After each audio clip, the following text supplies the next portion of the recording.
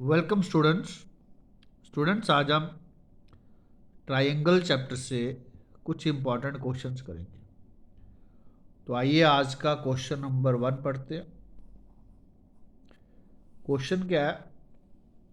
The line segment X Y is parallel to the side AC of a triangle ABC and it divides the triangle into two parts of equal areas. Find the ratio AX over AB. Question कह रहा है कि हमारे पास एक triangle है ABC और एक line segment है XY जो पैरेलल है किससे? AC से।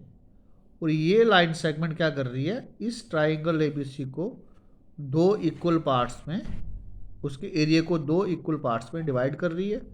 और हमने रेशियो पूछ रखी है किस? AX, ये जो AX है और ये AB है पूरी, इसकी क्या रेशियो है। तो आइए इस क्वेश्चन को निकालते हैं।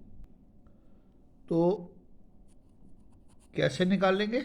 अब देखो हमारे पास क्या है, XY is parallel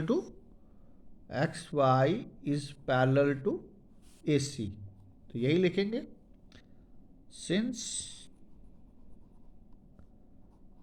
XY parallel to AC। अब देखो ये XY अगर पैरेलल टू AC है तो ये जो एंगल बन रहा और ये जो एंगल बन रहा आपस में कैसे हैं? इक्वल है। ये वाला एंगल बन रहा और ये वाला एंगल बन रहा, ये भी एंगल कैसे हैं? आपस में इक्वल है। क्यों है? क्योंकि कॉरस्पॉन्डिंग एंगल्स बन रहे हैं। तो हम लिख सकते हैं angle A is equal to angle X, angle C is equal to angle Y। क्यों? क्योंकि ये कॉरस्पॉन्डिंग एंगल्स बन रहे हैं। ठीक है। अब देखो अगर मैं ट्राइंगल देखूं BXY तो एंगल B काउंट हो रहा। अगर बड़ी ट्राइंगल देखूं ABC तो एंगल B यहाँ पे काउंट हो रहा है ना। तो अब क्या करेंगे, in triangle ABC and triangle, अब ABC गिनी तो XBY गिनते हैं। क्या? XBY। अब देखो एंगल B हमारा इक्वल टू एंगल B है। क्यों? क्योंकि ये कॉमन है दोनों में। अब एंगल A देखा हमने इक्वल टू एंगल X था, एंगल C देखा हमने एंगल Y था। तब बोल सकते हैं therefore triangle ABC similar to triangle XBY। ये अगर हो जाता है तो हमारे पास क्या आ जाएगा? अब आपको पता ही है कि अगर कोई दो ट्राइंगल्स आपस में सिमिलर होती हैं तो उनकी साइड्स भी आपस में कैसी होती हैं? प्रोपोर्शनल होती हैं। हमने एक चीज़ और पढ़ी थी कि अगर कोई दो ट्राइंगल्स का एरिया आपस में प्रोपोर्शनल्स हैं तो किसके बराबर था? उनकी साइडों के प्रोपोर्शनल के स्क्वायर के। तो हम यहाँ लिख सकते हैं, ध्यान से देखो, therefore triangle ABC area divided by area of triangle XBY किसके बराबर है? हम इसकी कोई एक साइड ले लेते हैं। तो साइड क्या थी? ये AB लेते हैं और BX ले लेते हैं। ठीक है, AB ले लेते हैं और BX। तो हमारे पास ये AB हो गया और ये इसको कैसे लिखते हैं? हम यहाँ पे क्वेश्चन में AX लिखा है ना, हम यहाँ पे BX ले लेते हैं क्योंकि वो साइड बन रही है वही लेते हैं। अब ये स्क्वायर हो गया। अब देखो क्वेश्चन में लिख रखा था कि XY क्या कर रही थी? डिवाइड कर रही थी इनको इक्वल यानी कि दो बराबर एरियाज में, ठीक है।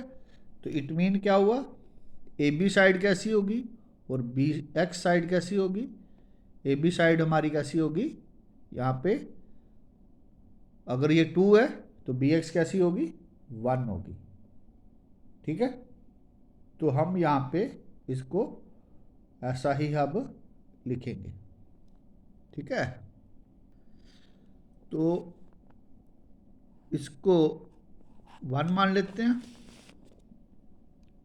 तो हमारे पास सेकंड कंडीशन क्या बनी, अब ध्यान से देखना, एरिया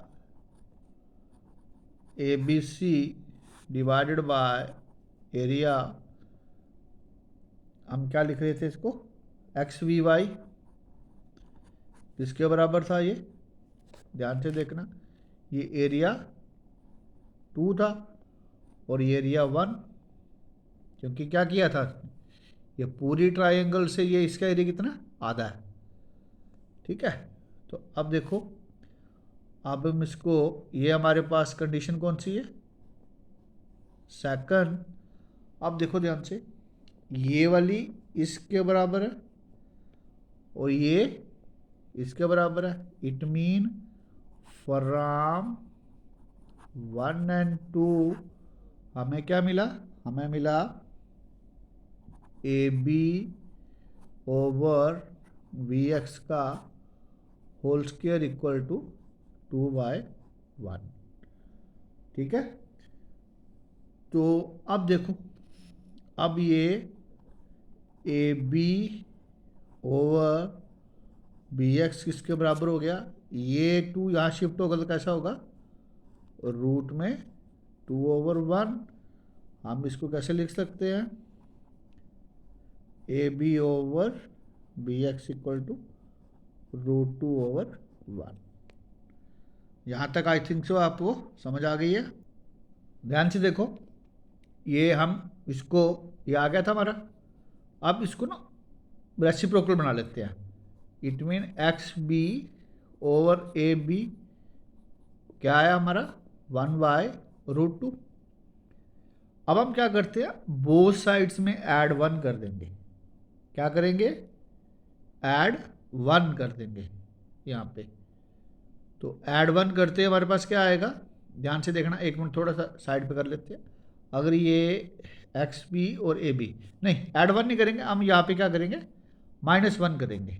तो X B by A B -1 equal to 1/√2 -1 हमने क्यों किया, क्योंकि हमें क्वेश्चन में पूछ रखा था, ध्यान से देखना, ये पूछ रखा था ये और ये आपस में कैसे पैरेलल है।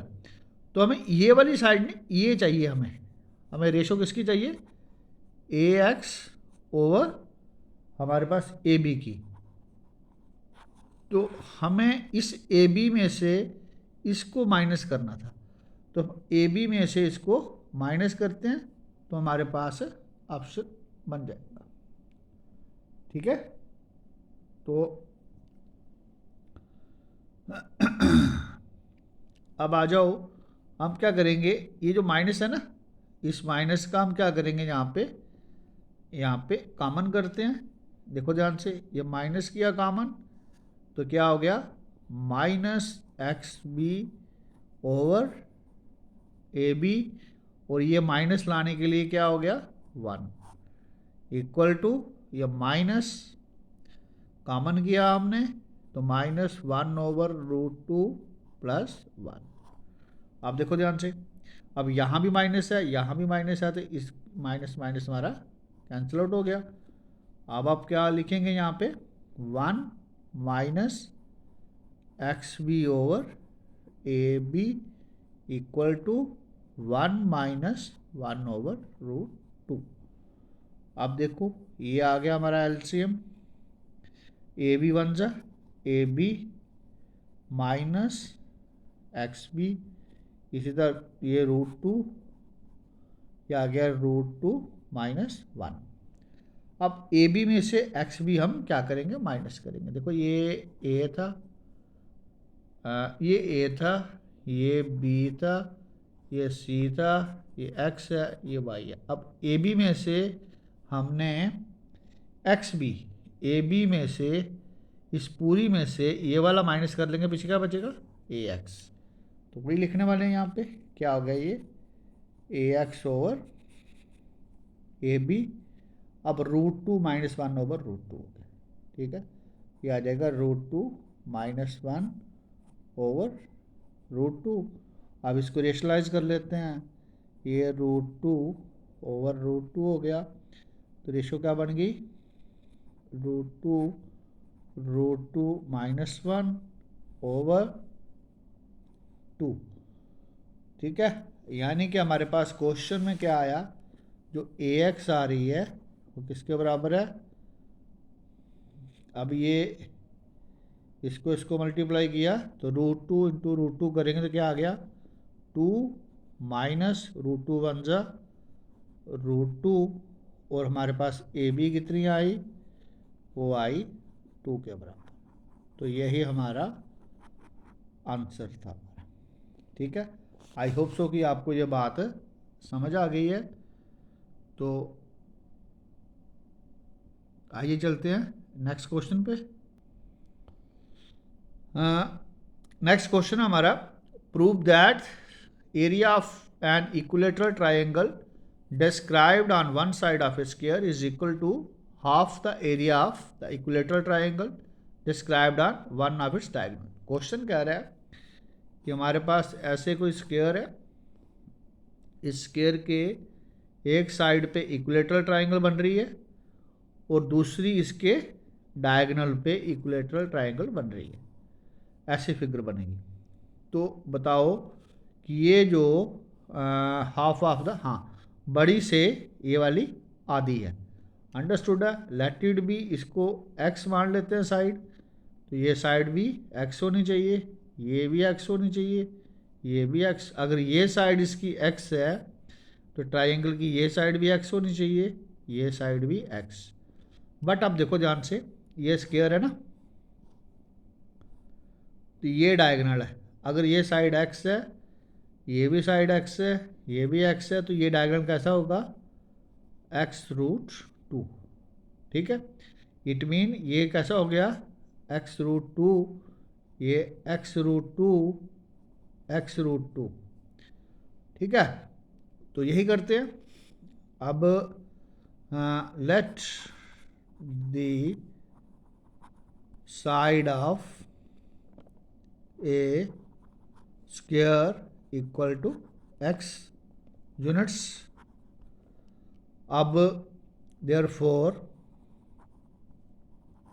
साइड ऑफ ए ट्राइंगल कितनी होगी, फिर वो भी x यूनिट से होगी, ठीक है। तो डायगोनल ऑफ ए स्क्वायर कितना हो गया,